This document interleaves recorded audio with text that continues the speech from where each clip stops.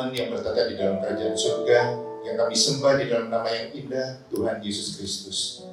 Tuhan, kami ucap syukur, berlipat terima kasih atas kemurahan Tuhan, kebaikan Tuhan, perlindungan Tuhan sepanjang minggu kemarin. Sehingga kami boleh diberikan kesempatan yang begitu indah di pagi hari ini untuk berkumpul bersama-sama dengan seluruh anggota keluarga OCC, menyembah Tuhan, mendengarkan firman Tuhan. Ya Tuhan, saat ini kami telah siap untuk menerima berkat spesial di hari Sabat ini, yaitu firman Tuhan yang akan kami terima. Kiranya Tuhan mau mencurahkan Roh Kudus kepada kami, sehingga kami boleh memahami semua firman yang akan kami dengar. Dan kiranya Tuhan mau memberkati hamba-Mu yang akan berkata-kata, kiranya seturut dari kehendak Tuhan saja. Sembunyikan hamba-Mu di balik salib-Mu ya Tuhan. Di dalam nama Yesus kita telah berdoa dan mengucap syukur. Amin. Amin.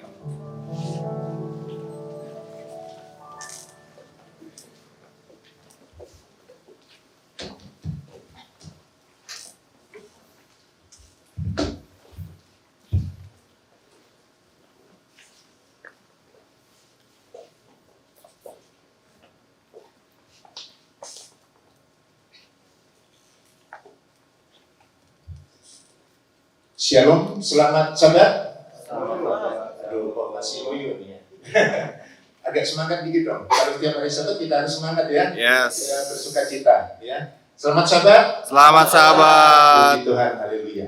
Baik saudara-saudara, ini adalah kesempatan kedua saya melayani di OCC. Yang pertama, kapan ya, waktu masih pandemi ya. Jadi waktu itu dilakukan secara online. Dan saya sangat bersyukur kepada Tuhan karena pada akhirnya saya boleh melayani lagi secara offline di OCC Family.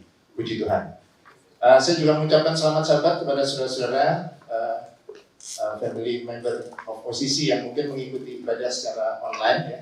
Selamat Sabat, dimanapun saudara berada, kiranya Tuhan selalu memberkati, memberikan perlindungan, keselamatan, dan bisa mengikuti ibadah dengan baik sekalipun melalui online. Ya.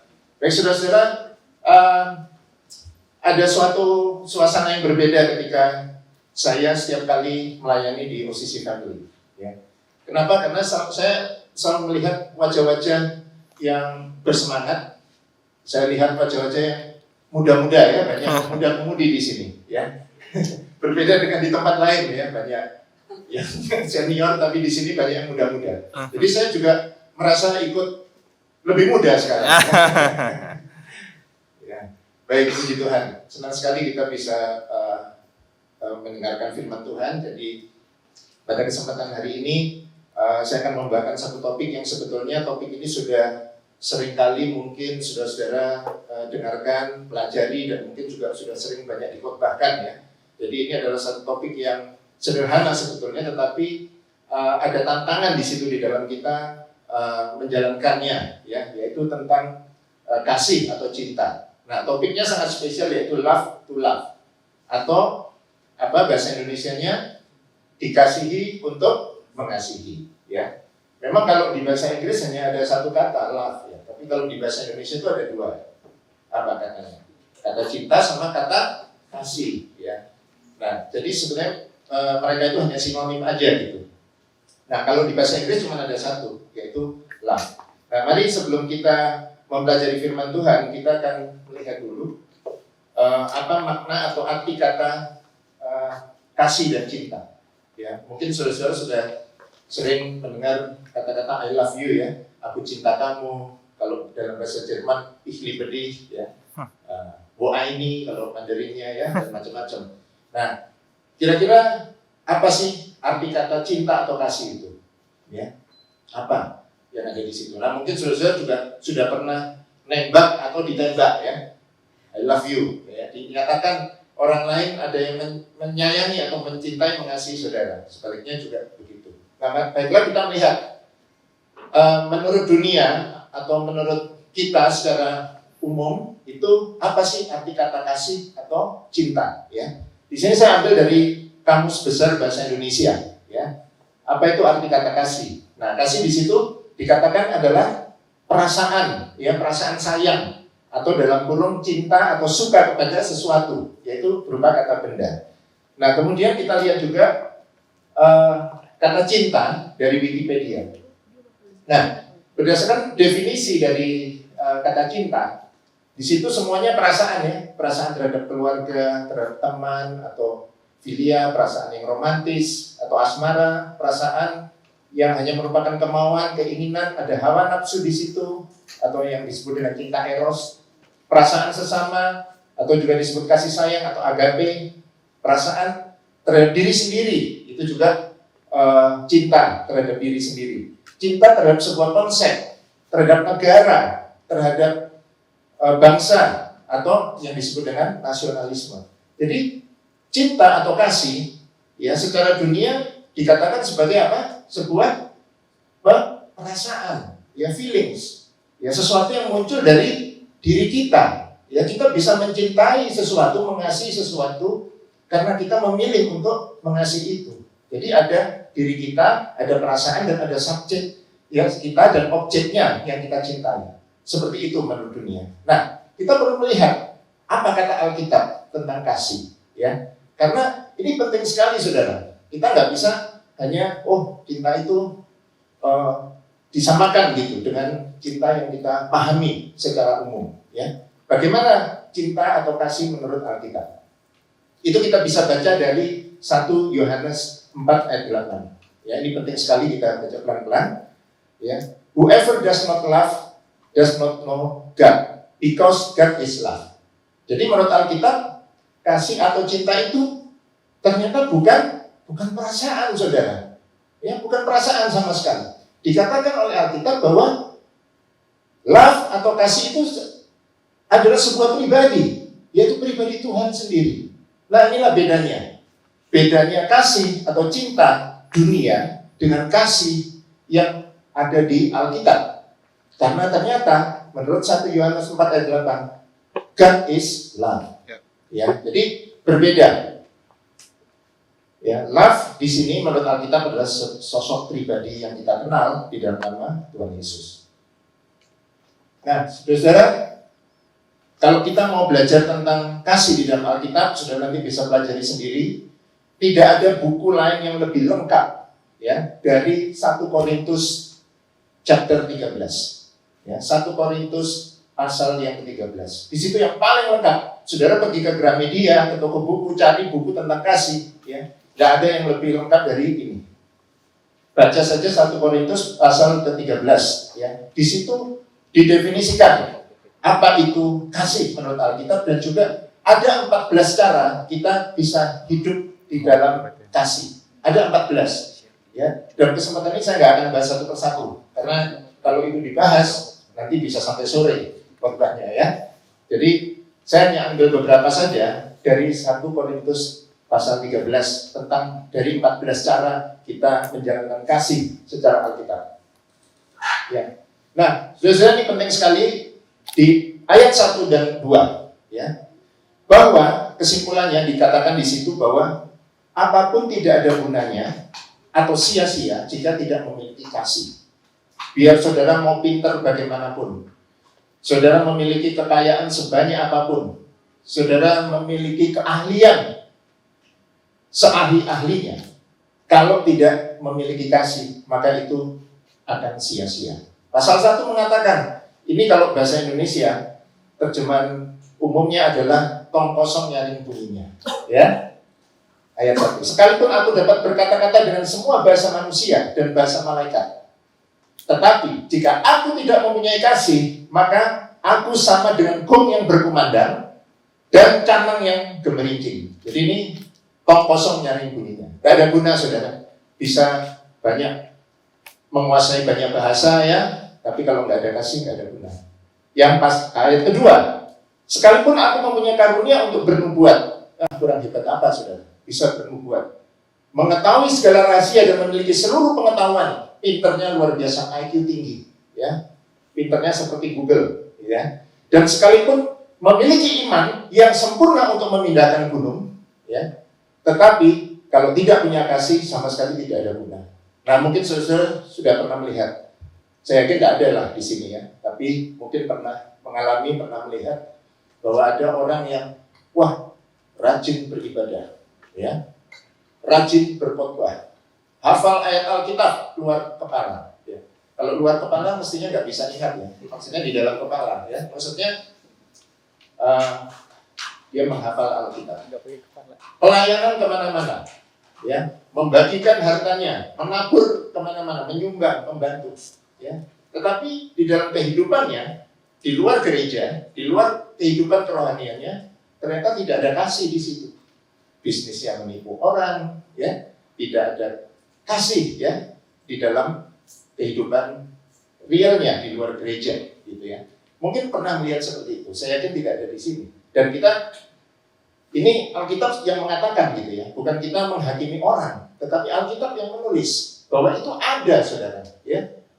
Di luar sana banyak sekali, ya. Jadi bisa saja orang memiliki segala sesuatu, melakukan kegiatan sosial, menyumbang sana sini, tapi bisa saja mereka tidak memiliki kasih. Tetapi orang yang memiliki kasih, hidup di dalam kasih Tuhan, pasti akan melakukan hal-hal tersebut. Ya, jadi jangan dibalik, ya. Banyak orang yang bisa tuh kelihatannya hebat, ya, menyumbang, bicara, berkhotbah, tapi tidak memiliki kasih. Tetapi sebaliknya, ketika Anda memiliki kasih, maka Anda bisa melakukan itu semua. Amin, saudara. Amin. Ya. Nah, yang ayat ketiga ini tadi, ya, membagikan segala sesuatu yang ada padaku, bahkan menyerahkan tubuh. Nah, ini bukan cuma harta, tetapi dirinya pun diserahkan, dikorbankan. Tetapi jika aku tidak mempunyai kasih, sedikit pun tidak ada faedahnya bagiku. Nah, pertanyaan berikutnya adalah kenapa kita harus mengasihi? Tadi kan judul khotbahnya dikasihi, ya, untuk mengasihi. Nah, kenapa? Kenapa kita harus mengasihi? Nah, ini mungkin yang kita seringkali belum bisa merasakannya, ya, sehingga kita belum bisa mengasihi dengan benar. Ya, kita mengasihi oleh karena Tuhan telah mengasihi kita terlebih dahulu. Seringkali ini lupa, saudara. Seringkali ini lupa. Ya, itu tertulis di 1 Yohanes 4 ayat 19. Apa maksudnya ini? Kalau saudara baca kitab Kejadian, saya yakin semua sudah tahu, ya, sudah pernah baca Kejadian pasal 1, pasal 2, ketika Tuhan menciptakan bumi ini serta semua isinya, termasuk manusia, itu diciptakan dengan sempurna, ya, sungguh amat baik. Di akhir pasal yang pertama dari Kejadian pertama itu, Tuhan mengatakan semuanya amat baik. Jadi Tuhan menciptakan semuanya dulu, infrastrukturnya dulu, kebutuhan kita, kebutuhan manusia disiapin dulu, diciptakan dulu. Terakhir ciptakan siapa? Manusia. Dan Tuhan berhenti di hari yang ketujuh memberkati ciptaannya, ya, di hari Sabat. Dia berhenti dan melihat semuanya baik, memberkati itu. Tapi apa yang terjadi, saudara? Di pasal ketiga kita baca, ya, yang terjadi adalah manusia jatuh di dalam dosa, ya, karena ditipu oleh iblis dalam wujud apa? Ular. Ya, kita tahu ceritanya. Nah, apa yang terjadi? Apakah kemudian ketika manusia jatuh dalam dosa, kemudian Tuhan kasih biar kita semua? Tidak. Tuhan memiliki rencana untuk menyelamatkan, mengembalikan, menebus kembali sehingga bumi ini akan kembali seperti zaman waktu diciptakan dulu. Itu adalah grand design dari Allah sendiri. Rencana yang begitu besar. Jadi saudara, kalau Tuhan sudah mencintai, mengasihi kita lebih dahulu dalam bentuk itu, ya, jauh sebelum kita dilahirkan, Allah itu sudah mengasihi saudara dan saya. Bahkan sebelum kita diciptakan, belum lahir, ya, masih zaman dulu, zaman Adam dan Hawa sudah mengasihi dan memiliki rencana penebusan yang luar biasa. Nah, seringkali itu yang kita tidak rasakan, ya, seolah hidup biasa aja, gitu, ya, lupa. Makanya kita selalu harus mengingat ini. Puji Tuhan, hari ini kita diingatkan kembali bahwa Tuhan sudah lebih dahulu mencintai saudara dan saya. Nah, sehingga kita perlu mengasihi dia juga. Nah, banyak orang mengatakan, waduh, oke, saya akan mengasihi Tuhan, ya. Kita berdoa berjam-jam sehari, ya, karena kita mengasihi Tuhan. Kita membaca Alkitab 2 jam sehari, Ya. Pagi jam 4, jam 5 bangun, doa subuh. Ya, malam doa lagi sebelum tidur. Baca Alkitab rajin semua. Untuk membalas kasih Allah. Kira-kira butuh nggak Tuhan dibalas seperti itu? Nggak butuh, saudara. Saudara tidak akan mampu membalas kasih Tuhan. Tidak akan mampu. Hanya dengan membaca Alkitab berjam-jam, berdoa berjam-jam. Tapi apakah kita tidak perlu itu? Kita perlu sekali, saudara. Kita perlu membaca Alkitab, firman Tuhan. Kita perlu berdoa setiap saat. Untuk apa? Memperkuat iman kita, mendekatkan diri kita kepada Tuhan. Tapi bukan dalam rangka untuk membalas kasih Allah. Karena kasih Allah itu tidak mungkin kita balas dengan kegiatan kerohanian seperti itu. Seberapa banyak harta saudara berikan, ya, itu tidak akan cukup untuk membalas kasih Allah. Apakah tidak bermanfaat memberikan harta kepada orang lain, menyumbang gereja dan sebagainya? Tentu bermanfaat, tetapi di dalam rangka membalas kasih Allah tidaklah cukup itu semua. Ya, nanti kita akan belajar bagaimana cara kita membalas kasih Allah. Ya.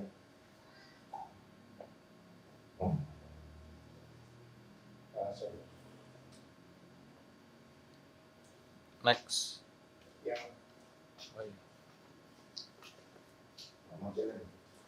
Oh.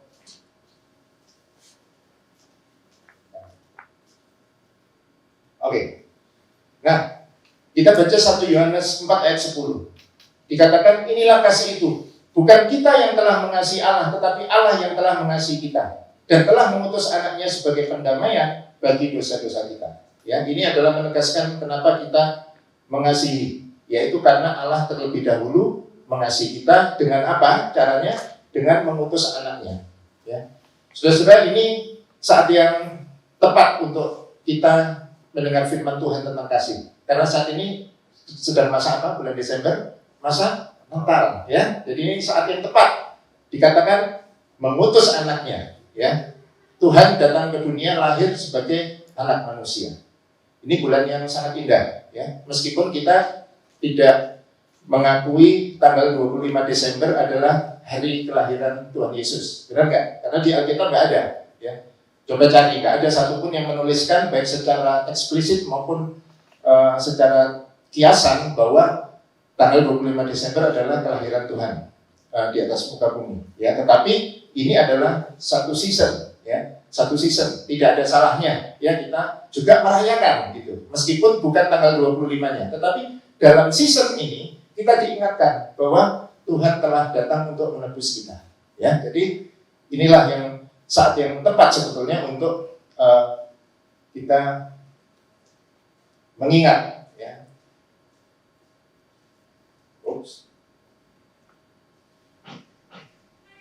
Mungkin saya harus lebih dekat ke situ, ya. Nah, ini adalah ayat yang sudah begitu sering kita dengarkan dan mungkin sudah hafalkan, ya. Karena begitu besar kasih Allah akan dunia ini sehingga Dia memberikan anaknya yang tunggal, the only son, ya. Sehingga siapapun yang percaya kepada Dia tidak akan binasa, melainkan beroleh hidup yang kekal, ya. Jadi ini kalau kita lihat ini adalah kasih Tuhan kepada dunia secara umum, kepada keseluruhan. Ya, jadi kasih Tuhan itu ada dua, saudara. Pertama adalah kasih Tuhan kepada kita semua, ya, kepada dunia. Dan ada lagi kasih Allah kepada Yesus. Ya, ini kan kita mau lihat, karena intinya ada di situ. Ya. Kalau kita memahami bagaimana sih sebetulnya kasih Allah kepada Yesus, maka dari situ baru kita bisa hidup di dalam kasihnya itu. Maka kalau ayat yang ini adalah kasih Tuhan kepada siapa? Kepada kita, kepada dunia, ya. Tetapi kita akan melihat bagaimana sih sebetulnya kasihnya Allah kepada anaknya, yaitu Yesus. Nah, ini perlu, sangat prinsipal sekali, perlu kita mengerti supaya kita bisa hidup di dalam kasih itu. Ya. Ini dikatakan di dalam Yohanes 15 ayat yang ke-9. Kita baca pelan-pelan, ya. Seperti Bapa telah mengasihi aku, ya. Artinya apa? Tuhan, Bapa, Allah itu mengasihi siapa? Mengasihi Yesus. Seperti Bapa telah mengasihi aku, demikian juga aku telah mengasihi kamu. Jadi kasihnya sama. Kasih Allah Bapa kepada Yesus itu sama dengan kasih Yesus kepada kita. Tinggallah di dalam kasihku itu. Nah, ini adalah perintah dari Yesus agar apa? Kita semua tinggal di dalam kasih itu. Kasih itu kasih yang mana? Yaitu kasih Allah Bapa kepada Yesus. Oleh karena itu kita mesti mengerti seperti apa kasih Allah kepada Yesus. Karena kita diminta untuk tinggal di dalam kasih itu, ya. Jikalau kamu menuruti perintahku, kamu akan tinggal di dalam kasihku.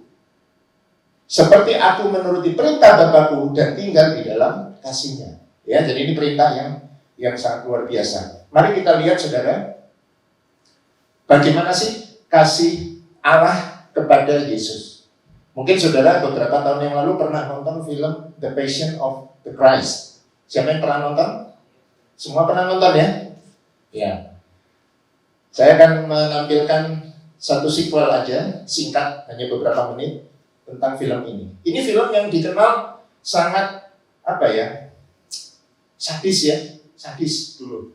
Karena apa? Ini satu-satunya film tentang Yesus yang diambil dari Yesaya 53. Tidak diambil dari 4 Injil.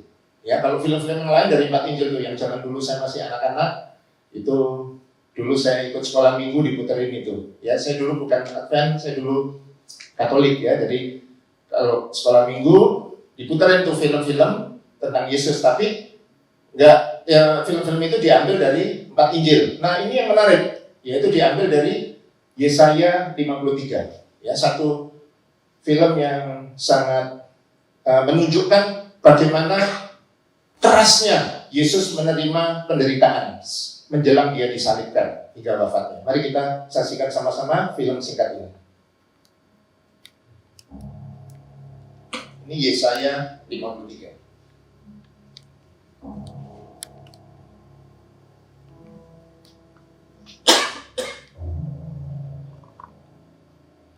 Setiap kali saya nonton film ini selalu saya nggak tahan, saudara.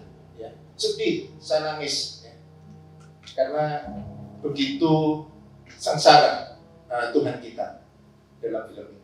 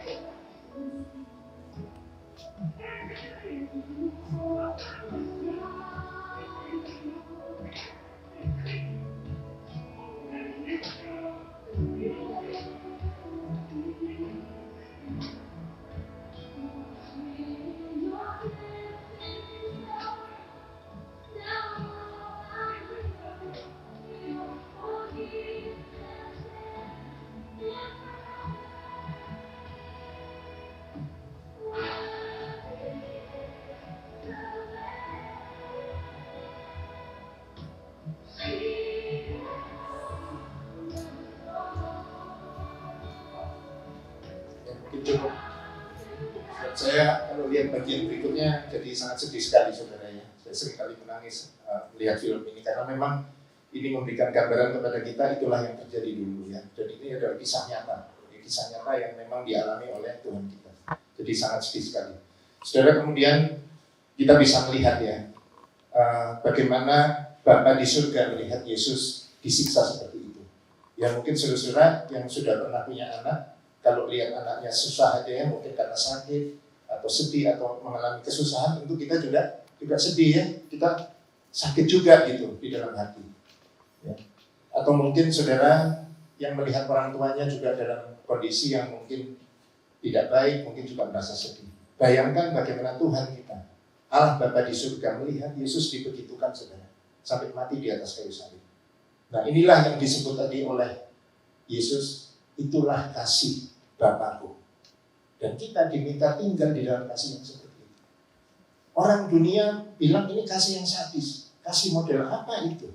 Kalau betul Bapa kemudian anaknya di bumi disiksa seperti itu, terus didiamin aja. Gitu.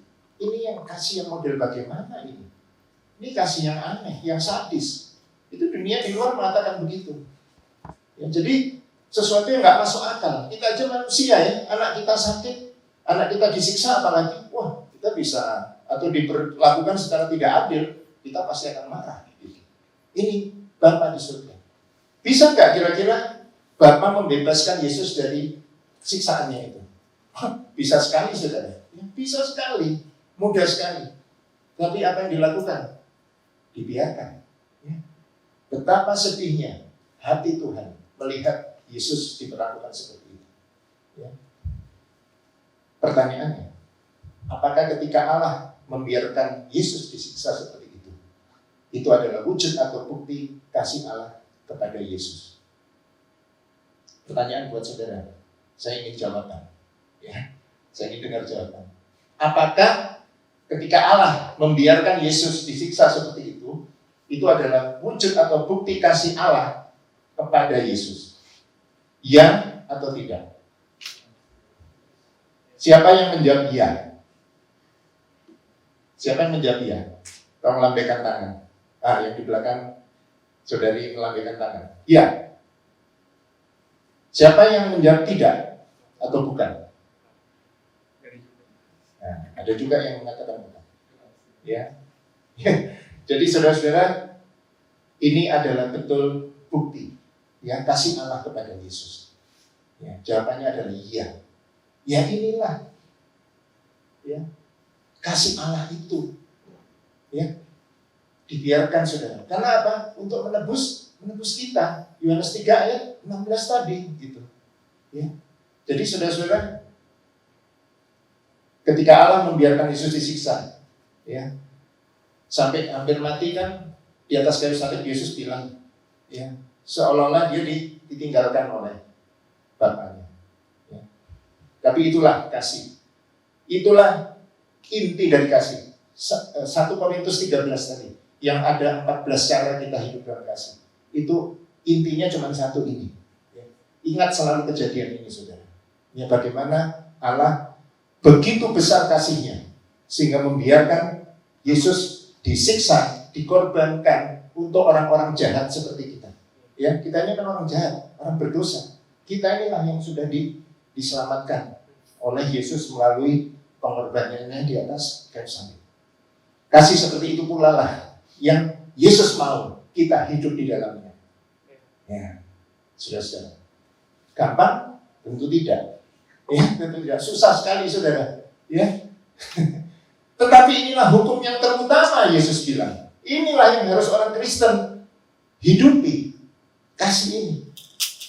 Matius 22 ayat 37-38. Jawab Yesus kepadanya. Ini ketika murid-murid bertanya kepada Yesus, hukum yang terutama itu yang mana sih? Gitu ya. Nah, Yesus menjawab, kasihilah Tuhan Allahmu dengan segenap hatimu, dan dengan segenap jiwamu, dan dengan segenap akal budimu. Itulah hukum yang terutama dan yang pertama. Dan hukum yang kedua sama dengan itu, ialah kasihilah sesamamu manusia seperti dirimu sendiri. Pada kedua hukum inilah tergantung seluruh hukum Taurat dan kitab para nabi. Artinya tidak ada yang lebih utama lagi, hanya dua, yaitu apa? Mengasihi Tuhan dan mengasihi sesama, vertikal dan horizontal. Itu tadi yang saya bilang saudara. Mengasihi itu bukan hanya beribadah setiap saat, bukan berjam-jam hanya baca Alkitab, berdoa, berpuasa, bukan hanya itu. Itu perlu dilakukan untuk Tuhan, untuk memperkuat iman kita. Tetapi yang horizontal juga perlu. Tuhan bilang, Kasihlah sesamamu seperti siapa? Dirimu sendiri. Kalau saudara tidak mau digosipin orang, jangan gosipin orang lain. Kalau tidak mau ditipu orang, ya jangan menipu orang. Kalau tidak mau disakiti orang lain, ya jangan menyakiti orang lain. Jadi itu, kasihlah sesamamu seperti siapa? Dirimu sendiri. Ini adalah golden rule-nya. Diperkuat di dalam Matius 7 ayat 12. Jelas sekali. Segala sesuatu yang kamu kehendaki supaya orang perbuat kepadamu, perbuatlah demikian juga kepada mereka. Itulah isi seluruh hukum Taurat dan kitab para nabi. Contoh aja saudara, kalau kita mau memberikan sesuatu ke orang lain, kita mesti suka dengan apa yang kita berikan itu. Jadi misalnya saya mau kirim makanan ke rumah saudara ini, siapa namanya? Hampers. Enak. Saya mau kirim makanan. Saya harus berpikir dulu, kira-kira Nenat suka nggak ini dengan makanan yang saya mau kasih, kan gitu. Jadi kasih yang terbaik. Kalau saya suka, saya yakin Nenat suka, kasih. Gitu ya. Jadi bukan memberikan sesuatu yang istilahnya hanya mau buang-buang aja gitu, kasih ke orang asal-asal, gitu ya. Tapi pikir dulu, saya suka nggak gitu. Kalau nggak suka ya jangan kasih dong. Misalnya gini, wah sudah terlanjur beli makanan, ini kok rasanya nggak cocok, nggak suka gitu. Udah kasih dia ke pembantu. Nah, itu saudara. Kasih dia ke sopir, gitu. Nah, Anda sendiri nggak suka, kasih ke orang lain. Itu bukan kasih, saudara. Ya, tidak sesuai dengan Alkitab. Jadi kita harus mengukur. Tolok ukurnya adalah siapa? Diri kita sendiri. Itu tolok ukur untuk kita bisa mengasihi sesama. Ya. Oke. Ada yang punya uang 20.000? Ada di dompet. Waduh, kayaknya kalau di OCC uangnya 100 ribuan semua ya. Waduh. Ada nggak uang 20.000? Ada Pak, nih Pak. Ada.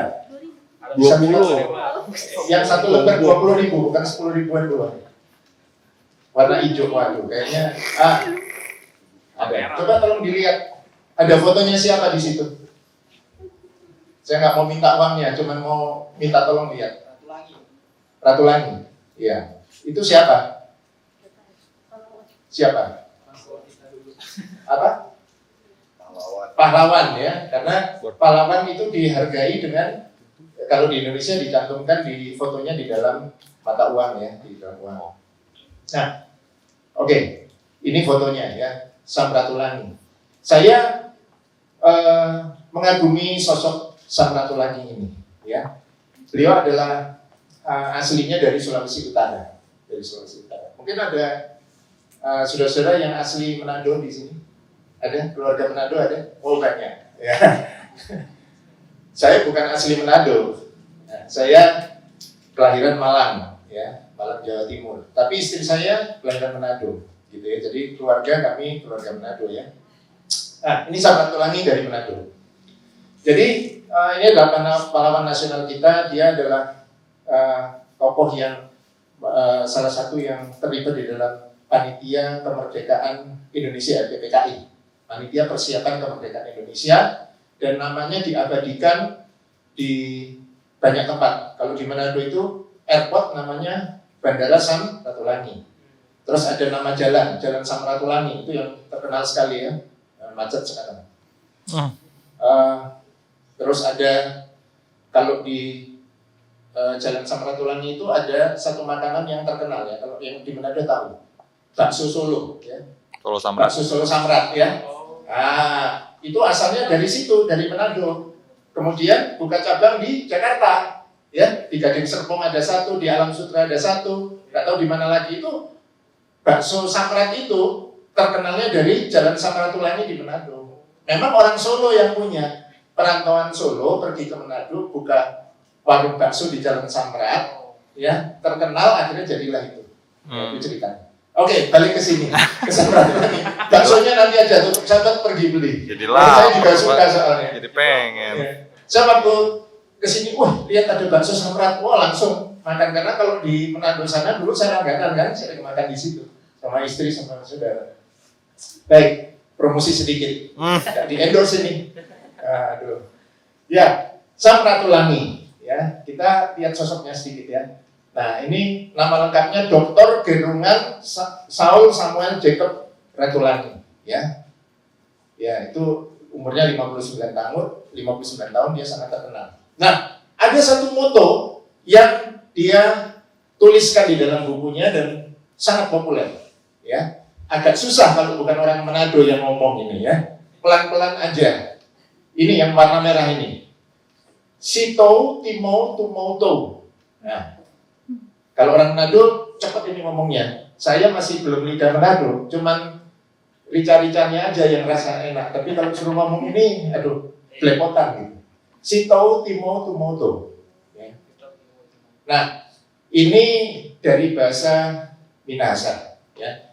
Tapi terjemahan umumnya di dalam bahasa Indonesia dikatakan manusia baru dapat disebut sebagai manusia jika sudah dapat memanusiakan manusia. Ya. Ini adalah satu moto yang mungkin kurang populer di antara saudara-saudara yang tinggal di Jawa, tapi kalau di Manado sangat terkenal. Begitu Anda turun di airport, ya, keluar atau mau menuju ke airport, di depan ada tulisannya ya, betul ya? Nah, tulisan besar sekali, ya. Ini sangat alkitabiah, saudara. Inilah yang tadi dikatakan oleh Alkitab, ya, bahwa itu tadi yang horizontal, kasih horizontal ya. Kita harus mengasihi sesama manusia. Itu kalau di Indonesia ini Sito Timo Tumoto. Jadi manusia baru dapat disebut sebagai manusia jika sudah dapat memanusiakan manusia. Jadi ini adalah love to love. Jadi dikasihi untuk mengasihi. Ya, sedikit aja. Nah, sekarang saudara, apa kriterianya? Apa kriterianya kita sudah mengasihi? Ya, mengasihi itu ada dua. Ya, satu dikatakan di Yohanes 14 ayat yang 15, if you love me, keep my commands. Jadi kalau Tuhan mengatakan, jika kamu mengasihi aku, patuhi apa? Perintahku. Udah jelas gitu aja. Perintah Tuhan, ya, 10 hukum dan yang lainnya itu harus dipatuhi. Itu artinya mengasihi Tuhan, bukan dengan hanya sekedar beribadah tadi, saudara, tetapi adalah keep my commands, ya. Saya nggak akan bahas satu-satu, akan banyak sekali itu, tetapi ini yang paling utama dan paling kontroversial. Apa perintah Tuhan terkait dengan mengasihi? Ini ini susah nih, saudara, ya. Matius 5 ayat 43 dan 44, ya. Love your enemies. Kasihlah siapa? Musuhmu. Susah, saudara. Kalau kita mengasihi yang sesama anggota keluarga atau teman kuliah, mengasihi teman kerja, gampang apa gampang? Gampang. Yang susah itu adalah kalau mengasihi siapa? Musuh, saudara. Tapi itulah perintah Tuhan. Kalau saudara menjalankan ini, itu keep his commands. Artinya, baru Anda bisa dikatakan hidup di dalam kasih itu yang tadi Tuhan Yesus katakan. Ya. Yang kedua apa? Berkati mereka yang mengutuk kamu. Nah. Berbuat baik kepada siapa? Yang membenci kamu. Kalau berbuat baik kepada orang yang berbuat baik kepada kita, gampang apa gampang? Gampang banget. Saudara berbuat baik kepada saya berbuat baik kepada saudara. Saling membalas kebaikan itu easy. Yang berat adalah berbuat kebaikan kepada mereka yang membenci kamu. Ya. Dan berdoa kepada mereka yang persecute you. Jadi saudara-saudara, ini jadi tantangan kita. Tantangan orang Kristen yang seringkali berat ya. Waktu jadi Kristen dulu nggak diajarin ini, udah jadi Kristen, waduh, komennya berat sekali gitu ya. Saudara, bukan berarti saya membawakan firman ini saya sudah sempurna di dalam hal kasih. Enggak juga, saudara. Saya juga manusia sama seperti saudara. Ini kan untuk mengingatkan kita semua. Bukan berarti saya dalam keadaan saat ini, detik ini, tidak ada yang membenci saya. Oh, banyak. Tadi pagi pun yang memfitnah saya pun masih ada gitu ya. Biasa, dunia bisnis, saudara. Ya, bisnis saya ini keras, saudara. Saya bisnis di dunia pertambangan di Kalimantan. Ya, kantor pusatnya di sana, saya tinggal di sini. Jadi persaingan itu begitu ketat, gitu. Keras sekali dunia tambang itu. Jadi kalau yang namanya hasut-hasutan, orang yang membenci, orang yang memfitnah, waduh luar biasa, saudara. Tiap hari itu saya rasakan. Tapi apa? Membaca ini, menyampaikan firman ini juga bagi saya adalah menguatkan saya sendiri. Karena saya sedang mengalami, saudara. Jangan anggap keluarga di keluarga saya itu sempurna. Enggak, saudara. Ini jadi tantangan. Bagaimana saya harus tetap mengasihi kakak ipar saya yang memfitnah saya misalnya. Wah, ini tantangan, saudara. Tetapi itu Yesus bilang, ya doakan saja. Saya mendoakan dia. Gitu. Karena itu perintah. Enggak bisa. Kalau saya ikut dunia, saya balas, saudara.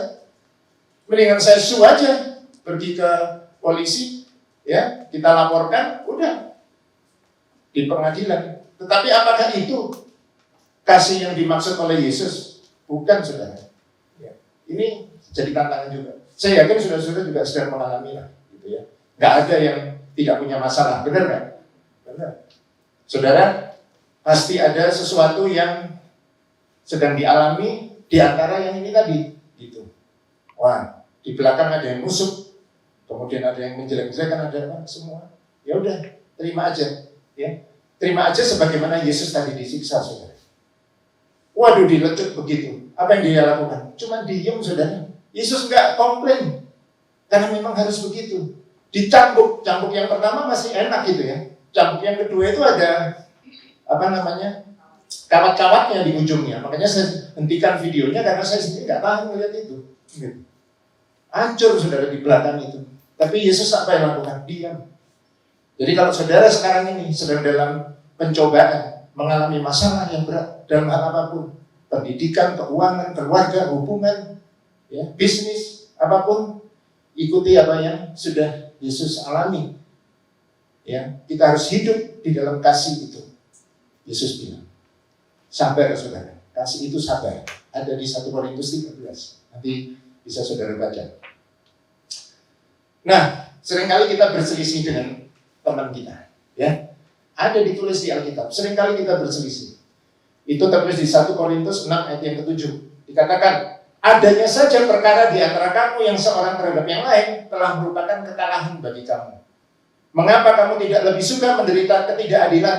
Mengapa kamu tidak lebih suka dirugikan?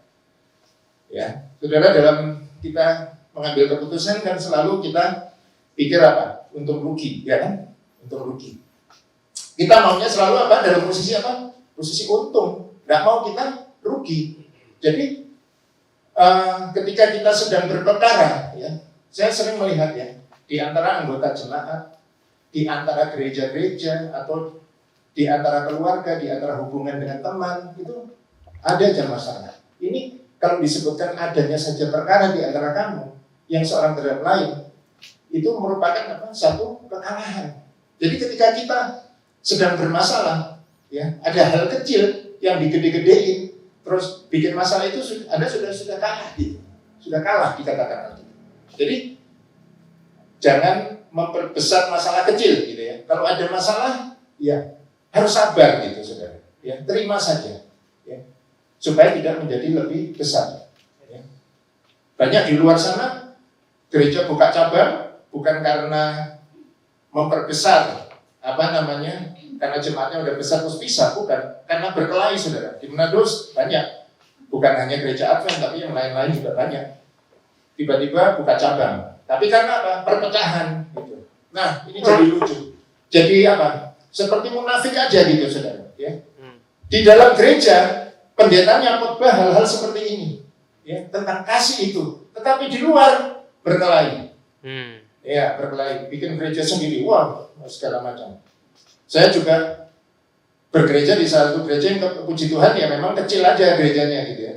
Namanya Tumoto BSD, gitu, di Melati Masih. Anggota cuma sekitar 50, ya kalau ibadah kira-kira ya seperti inilah, gitu ya. Kita saling kenal, gitu. Jadi kalau kita sedang rapat, itu selesai dengan cepat, gitu ya. Karena sudah saling kenal, sudah sepaham, enak, gitu ya. Tapi waktu saya bergereja di Manado dulu, gereja besar, saudara. Untuk satu rapat majelis, itu nggak cukup 1 hari, saudara. Karena apa? Di dalamnya berkelahi. Wah, berkelahi, beradu pendapat dan sebagainya, punya kepentingan masing-masing gitu ya. Jadi ya berpikir, waduh, ini bicara tentang kasih di dalam gereja, tetapi terjadi hal-hal seperti itu. Ya, jadi saudara, kita hari ini diingatkan lagi, gitu ya. Tidak hanya di dalam gereja, di lingkungan kita di kampus, kalau saudara adalah pengusaha dengan karyawan, ya, kalau saudara kuliahnya dengan teman-teman, gitu ya, ini penting sekali. Jadi tidak apa-apa menderita ketidakadilan. Apa adil Yesus disalibkan? Adil nggak? Nggak adil, saudara. Nggak ada yang mengatakan itu adil. Apa diuntungkan? Enggak. Jadi tidak ada masalah, saudara. Sebagai orang Kristen, kita memang harus menderita ketidakadilan. Kita memang harus dirugikan. Itu hal yang lumrah. Jangan menentang hal itu. Karena ini yang tulis adalah Alkitab, bukan Marcelino. Ya, ini bukan pendapat pribadi. Semua adalah firman Tuhan. Nah, jangan khawatir, saudara. Saudara punya karunia untuk bisa menjalankan kasih itu. Ya, dikatakan di sini. Filipi 1 ayat 29. Sebab kepada kamu dikaruniakan, ya, diberikan, saudara, bukan hanya untuk percaya kepada Tuhan, tetapi untuk apa? Menderita buat Dia. Ya, jadi nggak usah khawatir. Kita dalam keadaan apapun kita punya karunia untuk bisa menjalankan, menghidupkan kasih itu, kasih Allah. Sama seperti kasih Allah kepada Yesus, itu yang kita bisa hidupkan. Karena kita sudah diberikan karunia yang cukup untuk bisa menderita. Dia dianiaya, tapi dia membiarkan diri ditindas dan tidak membuka mulutnya seperti domba yang mau dibawa ke pembantaian. Ya, inilah Yesaya 53 ayat 7 ini ditulis jauh sebelum Yesus datang, saudara. Ya, dan ini adalah semacam nubuatan dan ini terjadi, saudara. Ya, seperti kita lihat di video tadi. Domba itu, Yesus itu diam, tidak membuka mulutnya sama sekali ketika dia ditindas, disiksa, dianiaya, dan dibawa ke pembantaian di kayu salib. Ya, saudara, itulah kasih yang harus kita hidupkan. Jika seorang berkata, "Oh, aku mengasihi Allah, ya, aku mengasihi Tuhan," tapi ia membenci saudaranya, maka ia adalah apa? Pendusta, saudara. Karena barang siapa tidak mengasihi saudaranya yang dilihatnya, bagaimana mungkin dia bisa mengasihi Allah yang nggak bisa kita lihat? Nah, inilah, kalau zaman dulu Yesus ada, kita masih bisa lihat Yesus. Kita di zaman sekarang yang kita bisa lihat ya orang-orang yang di sekitar kita. Nah, kalau saudara mengklaim bahwa saudara mengasihi Yesus dengan cara beribadah, menyumbang ke sana kemari, beribadah, berkhotbah dan lain-lainnya, melakukan kegiatan rohani itu semua untuk menunjukkan kepada orang bahwa Anda mengasihi Allah, ya, tetapi tidak mengasihi saudara, maka itu bohong. Pendusta. Nah, bagaimana kita bisa mengasihi Allah kalau kita nggak bisa mengasihi orang-orang di sekeliling kita, siapapun itu? Siapa yang harus kita kasih? Apakah hanya saudara seiman? Tidak, saudara. Perintah Tuhan adalah semua orang, ya, baik yang saudara kenal maupun yang tidak. Tapi memang terutama adalah pertama keluarga, ya, mengasihi keluarga. Bagaimana saudara bisa mengasihi kakak adik? Saudara, nggak heran ya, di luar sana itu banyak kakak adik berkelahi hanya gara-gara harta, warisan dan macam-macam. Benar nggak? Ya, kita banyak dengar itu. Nah, itu dulu yang harus diberesi. Kasih dulu, saudara. Mengasihi itu begini, saudara. Yang penting kita dulu. Soal responnya itu berbeda, itu urusan Tuhan. Serahkan kepada Tuhan. Yang penting kita dulu mengasihi. Ya, kita difitnah orang, ya kita mengasihi dia, kita doakan. Ya, kita berkati dia. Soal dia masih tetap memfitnah, masih tetap berbuat buruk terhadap kita, itu bukan urusan kita. Ya, itu yang dikatakan oleh Alkitab. Yang penting dari diri kita dulu, ya, mengasihi saudara kita. Nah, tujuan kita hidup di dalam kasihnya, kasih itu adalah untuk menyelamatkan orang lain. Kalau dulu Yesus sudah datang sebagai bayi lahir di hari Natal, ya, bayi. Kemudian memulai masa pelayanannya di dunia ini selama 30 tahun lebih. Akhirnya menebus dosa kita dengan wafat di kayu salib setelah disiksa begitu berat, ya. Itu zaman ketika Yesus ada di dunia. Sekarang tugas siapa menyelamatkan dunia? Saudara dan saya. Ya. Yesus tidak akan lagi datang untuk seperti yang dulu. Final aja nanti. Tuhan Yesus datang untuk menjemput umatnya. Datang di awan-awan menjemput orang yang percaya. Itu saudara. Tetapi siapa yang harus menyelamatkan orang lain? Saudara dan saya. Bukan lagi Tuhan Yesus, ya. Kita semua, saudara, di sekeliling kita, di lingkungan pekerjaan, lingkungan sosial kita. Banyak orang yang belum mengenal kebenaran. Nah, dari situlah kitalah yang ditugaskan untuk menyelamatkan mereka, membawa jiwa-jiwa ini kepada Tuhan. Amin. Nah, bagaimana caranya, saudara? Ya, ini tadi yang Yohanes 3:16 ya. Jadi ini yang kita sudah baca tadi. Nah, ini caranya. Ini penting sekali ya. Kalau tadi Yohanes 3 ayat 16. Ini ada satu ayat yang tertulis di 1 Yohanes 3 ayat 16. Jadi angka pasal dan ayatnya sama. Ya, hanya beda di chapternya ya. Ini 1 John, tadi John. Nah, apa yang ditulis di situ? Demikianlah kita ketahui kasih Kristus, yaitu bahwa Ia telah menyerahkan nyawanya untuk kita. Jelas ya? Jadi kita pun wajib menyerahkan nyawa kita untuk saudara-saudara kita. Nah, inilah yang saya katakan tadi. Tugas kita sekarang. Yesus sudah menyerahkan nyawa untuk apa? Untuk kita. Jadi sekarang kita yang mesti menyerahkan nyawa untuk saudara-saudara kita. Mau nggak saudara menyerahkan nyawa? Nggak mau ya? Nah, kita mesti menaah ini. Apa maksud Alkitab dengan nyawa ini? Kita mesti tahu. Ini bukan literal. Ini bukan seperti waktu Yesus mati di atas kayu salib. Bukan itu, saudara. Karena bukan itu yang dimau bahwa kita mati untuk orang lain. Nah, apa kemudian yang dimaksud dengan nyawa ini? Saya garis bawahi. Nyawanya. Mari kita lihat sama-sama. Kita baca lagi di ayat yang ke-17. Ayat selanjutnya, ya, lanjutannya. Barang siapa mempunyai harta duniawi dan melihat saudaranya menderita kekurangan, tetapi menutup pintu hatinya terhadap saudaranya itu, bagaimanakah kasih Allah dapat tetap di dalam dirinya? Nah, saya mau katakan bahwa nyawa yang ditulis di ayat 16 tadi itu ternyata adalah harta duniawi. Nanti saya buktikan. Bagaimana Pak Marcel kok bisa nyawa itu yang dimaksud adalah harta duniawi? Apa hubungannya? Ya, saudara kalau baca Alkitab kan nggak bisa sepotong-sepotong kan, mesti baca secara lengkap begitu. Tadi ayat 16 ini ayat ke-17 sambungannya. Ya. Jadi dikatakan di situ, kalau kita punya harta, punya uang, punya benda, terus kita melihat saudara kita menderita kekurangan, ya, tetapi kita menutup pintu hati kita kepada dia, maka dikatakan di sini kasih Allah tidak ada itu.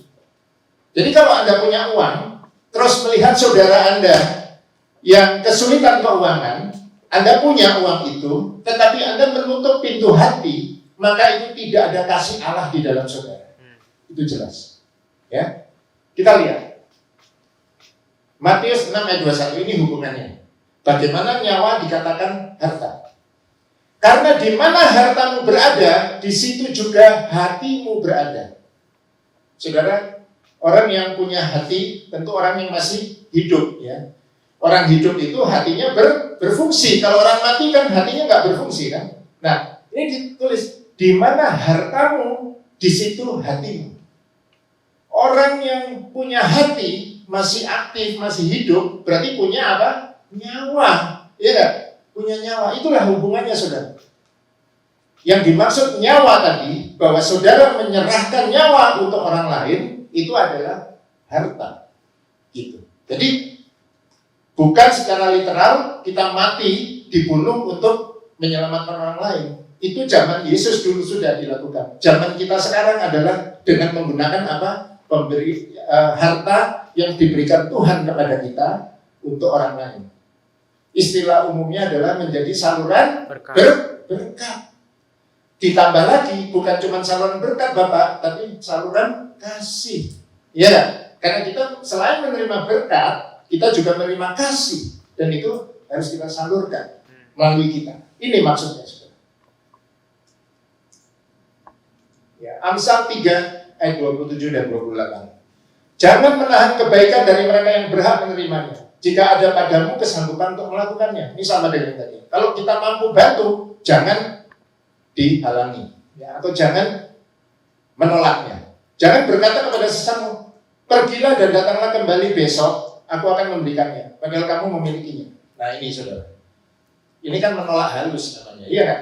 Menolak halus. Orang lagi butuh duit, datang ke Anda punya duitnya, sebetulnya bisa bantu, tapi Anda nggak mau, ya. Terus Anda bilang, besok ya, besok aku kasih, ya. Kalau besoknya orang Manado itu bukan besok hari, saudara, besok kapan-kapan gitu kan, sama dengan orang Jawa gitu, nggak jelas waktunya. Kalau esok pagi, besok, tapi kalau besok itu nggak jelas waktunya kapan. Gitu. Jadi menolak secara halus. Nah, bahaya saudara, ya. Sebab di 1 Korintus 6 ayat 10 dikatakan, siapa ini? Orang kikir. Ini boleh kita kategorikan kikir atau enggak? Kikir ya, ini punya tapi nggak mau kasih, pelit, ya, pelit. Nah, itu Alkitab katakan pencuri itu sama dengan orang pelit, pemabuk, pemfitnah dan penipu tidak akan mendapat bagian dalam kerajaan Allah. Jadi saudara ya, jelas tertulis. Jadi nggak boleh pelit, ya. Jadi kalau ada orang minta tolong, saudara bisa bantu dia, bisa bantu. Memiliki kemampuan untuk membantu, tetapi tidak saudara bantu, itu kategori di sini, saudara. Ya, tidak mendapat bagian dalam kerajaan Allah. Ya. Kenapa Tuhan mengatakan ini? Karena apapun yang kita punya berasal dari siapa, saudara? Tuhan. Dari Tuhan. Kita ini tidak berhak apa-apa kok. Ya. Kita ini hanya menikmati sementara, ya, harta kekayaan. Puji Tuhan kalau saudara diberikan kelebihan, bisa liburan ke luar negeri. Salah nggak sih kita menikmati jalan-jalan di luar negeri, enjoy gitu? Nggak salah, saudara. Salah nggak sih kita punya mobil mewah, punya Alphard, punya Mercy? Nggak salah, saudara. Itu patut disyukuri karena itu pemberian Tuhan. Tetapi ketika kita sudah menghidupi kasih itu, ya, maka ini jangan lupa, saudara. Ya. Bagi saudara yang belum sampai diberkati Tuhan dengan harta seperti itu, kesempatan yang indah seperti itu, ya kita harus syukuri. Ya, karena apapun yang Tuhan berikan itu yang terbaik buat saudara saat ini. Ya. Dan ini jangan lupa. Kasih itu sabar, murah hati, tidak cemburu, tidak memegahkan diri, dan tidak sombong. Ya. Jadi apapun yang kita dapat tidak layak untuk kita sombongkan. Ya. Baik itu skill kita, kepintaran kita, harta kita, uang kita, itu tidak layak untuk kita sombongkan. Nah, Matius 6 ayat 2. Apabila engkau memberi sedekah, jangan engkau mencanangkan hal itu seperti dilakukan oleh orang munafik di rumah-rumah ibadah dan di lorong-lorong supaya mereka dipuji orang. Ini kejadian dulu di zaman Tuhan Yesus ya. Orang-orang Farisi, ahli-ahli Taurat itu nampak hebat, ya, beribadah dan suka memberi, tapi hanya tujuan untuk dipuji orang. Ya, ada kepentingan di situ. Saya kalau dulu lama tinggal di Minahasa, itu ada berapa tahun ya? Mungkin 3 tahun ya. Setiap kali menjelang ada pilkada, ya, pilkada, sudah, wah banyak sekali apa nih, caleg-caleg nih, datang ke gereja-gereja saudara, berkhotbah, habis khotbah kasih sumbangan gitu ya, kasih sumbangan banyak-banyak. Ada gereja yang sedang membangun, dia datang ini kasih sumbangan gitu. Karena apa? Ada maksudnya gitu. Ada supaya mereka bisa dipilih gitu. Nah ini supaya kita tidak itu terjadi di dalam kita ya, bahwa kita harus memberikan itu dengan kasih ya, dengan tulus, bukan untuk mendapatkan pujian. Nah dari buahnya Anda akan tahu siapa mereka. Matius 7 ayat 15 sampai 20. Ya, pohon yang baik akan menghasilkan buah yang baik. Demikian pula yang jelek. Jadi kita ini bisa dilihat dari buah kasih kita. Ya, kasih itu kelihatan, saudara. Kalau kasih kita kepada Tuhan itu nggak kelihatan, itu pribadi. Kasih kita kepada Tuhan pribadi, nggak ada orang yang lihat. Tapi kasih horizontal tadi orang bisa lihat. Ya, bagaimana itu kita bisa menunjukkan buah-buah kasih di dalam kehidupan kita. Nah, ini yang penting juga, saudara. Tuhan mengatakan seperti ini. Aku berkata kepadamu, sesungguhnya segala sesuatu yang kamu lakukan untuk salah seorang dari saudaraku yang paling hina ini, kamu telah melakukannya untuk siapa? Untuk Tuhan. Siapa saudaramu yang paling hina? Apakah mereka yang membenci kamu? Apakah mereka yang levelnya di bawah kamu secara ekonomi? Ya. Apakah mereka pembantu di rumah? Sopir? Atau karyawan? Atau siapa? Orang yang hina. Maka Anda telah melakukannya untuk Tuhan. Jadi hati-hati, saudara, ya, ketika kita melihat, ya kita ini manusia lah. Seringkali kita lihat, kita tahu ada orang yang berkesusahannya secara ekonomi, secara fisik dan lain-lain, secara posisi ya di bawah kita. Nah, itu harus kita hati-hati, bukan jangan sampai kita menjadi sombong. Karena apa? Mereka itu adalah apapun yang kita lakukan untuk mereka itu kita lakukan untuk Tuhan. Ya. Jadi kalau kita melihat ada orang-orang yang berkekurangan, kita menyumbang ke panti asuhan, ke panti jompo dan lain-lainnya, orang yang membutuhkan, itu kita telah melakukannya untuk Tuhan. Nah, sebagai penutup, saudara, ayat terakhir ini adalah permintaan Tuhan untuk kita semua, anak-anakku, marilah kita mengasihi, bukan dengan perkataan, ya, dengan lidah, tetapi dengan perbuatan dan dalam kebenaran. Jadi semua yang telah kita dengarkan firman Tuhan yang menjadi berkat spesial kita pada siang hari ini, mudah-mudahan itu bukan hanya sekedar kata-kata, bukan hanya sekedar dikotbahkan melalui lidah, tetapi kita juga lakukan itu, ya, lakukan dalam perbuatan dan dalam kebenaran. Ya. Semoga apa yang telah kita dengarkan pada siang hari ini adalah inspirasi dari Tuhan. Saya berdoa, saudara, sehingga bisa mendapatkan inspirasi untuk menyampaikan firman ini. Ya, saya percaya ini bukan karena kebetulan, bukan karena kekuatan saya sendiri, tapi ini adalah campur tangan Roh Kudus yang telah memimpin untuk firman ini bisa kita terima, menjadi berkat spesial di hari Sabat ini. Dan terakhir, saudara, ya saya ucapkan Merry Christmas ya, selamat hari Natal, ya, karena mungkin sebentar lagi kita sudah nggak ketemu nih, ada yang liburan, ada yang kemana, ya. Sudah menjelang hari Natal di dalam bulan yang indah ini, saya ucapkan Merry Christmas atas nama keluarga dan pribadi kepada saudara-saudara semua. Saya ucapkan selamat berlibur juga bagi yang mau liburan, dan mudah-mudahan Tuhan mengizinkan kita untuk kita ketemu lagi di tahun yang akan datang dalam keadaan yang lebih baik, lebih sehat. Dan Amen. Sampaikan salam juga kepada saudara-saudara yang tidak hadir di dalam ibadah ini, juga yang di online, ya.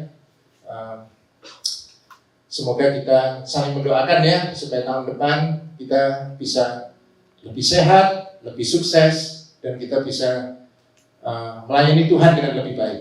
Dan terlebih lagi ini tadi, hidup di dalam kasih itu, di dalam kasih Tuhan. Saya berdoa dalam nama Yesus. Amin. Mari kita bangkit berdiri dan kita bersatu di dalam doa. Ya Tuhan yang berkata di dalam kerajaan surga, kami sungguh mengucap terima kasih dan mengucap syukur, ya Tuhan, atas kesempatan yang begitu indah. Di siang Sabat ini kami telah mendengarkan firman Tuhan yang begitu indah, yang mengingatkan kami bahwa kami harus hidup di dalam kasih Tuhan. Kami harus mengasihi Tuhan dengan segenap hati kami, segenap jiwa kami. Namun demikian, kami juga harus mengasihi sesama kami. Ya Tuhan, kami sadar kami tidak mampu, ya Tuhan. Tantangan begitu besar untuk kami bisa menjalankan, menghidupi kasih Tuhan. Tetapi kami percaya dengan pertolongan Roh Kudus, kami akan dimampukan untuk hidup di dalam kasih itu. Ya Tuhan, Sebentar kami akan berpisah satu sama lain. Kami mohon berkat dan perlindungan Tuhan di dalam setiap kami, sehingga kami boleh menyelesaikan sisa hari Sabat ini dan kembali ke keluarga kami masing-masing. Ya Tuhan, mohon ampun begitu banyak dosa dan kesalahan kami. Ampuni segala dosa kesalahan kami ya Tuhan, dan kami persembahkan doa ini hanya di dalam nama yang indah Tuhan Yesus yang telah menjadi Tuhan dan Juru Selamat kami. Haleluya. Amin.